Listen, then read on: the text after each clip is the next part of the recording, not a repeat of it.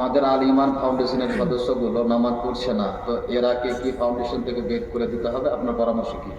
ইমান ফাউন্ডেশনের যারা পরিচালক আছেন তারা আপনার সালাত আদায় করছেন না, সবাই করছে না, মানে কিছু কিছু মানুষ করছে, কিছু কিছু করছে না, তাকে কি বের করে দিতে হবে?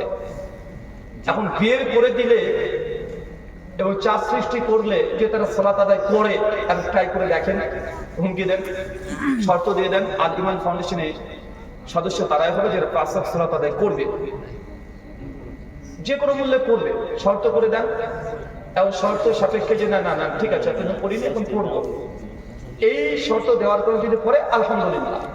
এবং শর্ত দিয়েছেন তারপরে করছে না, আবার শর্তটা পেয়েছেন, মিটিং হয়েছে, আবার বলেছেন 3-4 বার প্র্যাকটিস করেন, চার্জ করেন, তাকে সময় দেন, তারপরে যদি না আদায় করে, সালাত যদি পরিত্যাগ করে দেয়, প্রয়োজন নেই, সংগঠন বা আপনাদের এখান থেকে বের করে দেন। কথা বুঝতে পারলেন?